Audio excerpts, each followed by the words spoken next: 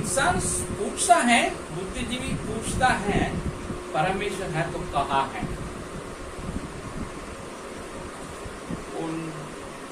लेकिन वो चाहता है उसको सबूत दिया जाए।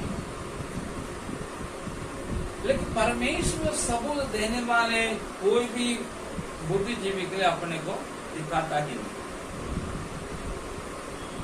क्यों बाइबल बताते हैं परमेश्वर के खोजने वाले विश्वास करना चाहिए कि वो है। अगर विश्वास नहीं हम देखेंगे तभी हम विश्वास करेंगे, वो तो लॉजिक बोलता है, उसको मिलने के बावजूद विश्वास करेगा नहीं। इसीलिए बाइबल उसको मूर्ख बताता है।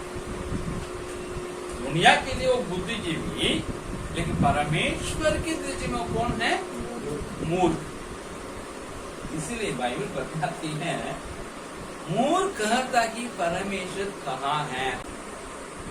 மனிதன் அறிவாளி, அறிவுஜீவி என்ன செய்கிறான்?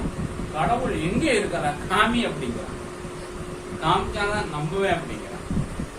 ஆனா வேதம் சொல்லுகிறது கடவுள் இருக்கிறார் என்பதை ஒருவன் விசுவாசிச்சாதான் அவர் அவனுக்கு வெளிப்படுவான், அது வரைக்கும் வெளிப்பட மாட்டான்.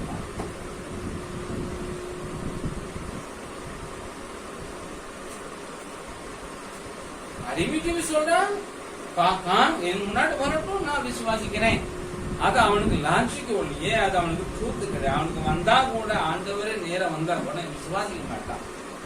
ஏன்னா அவன் விசுவாசமே கிடையாது. அப்படிப்பட்ட மனிதனை குறித்து வேதம் சொல்லுகிறது மதியீனன் என்று. மதியீனன் சொல்லுகிறான் தேவன் இல்லை என்று.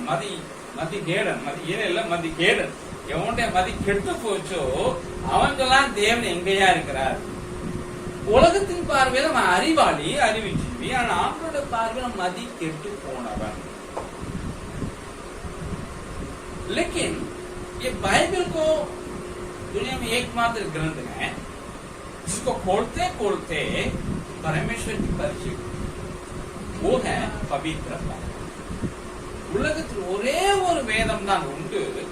அது திறந்த உடனே அந்த வேதம் மனிதனுக்கு, தன்னை படிக்கிறவனுக்கு, வாசிக்கிறவனுக்கு தேவனை, இறைவனை அறிமுகப்படுத்துகிறது. அதுதான் பைபிள், பரிசுத்த வேதாகம்.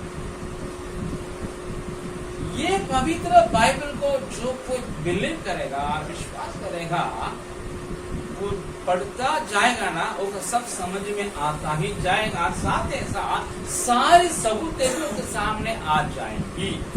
इसके लिए मैं एक उदाहरण, வேதத்தை எவன் வாசிக்கிறானோ விசுவாசிக்கிறானோ அவனுக்கு படிக்க படிக்க வேதம் புரிவது மட்டும் இல்லை, வேதத்திற்கான சகல சான்றுகளும் அவனுக்கு கிடைத்துவிடும்.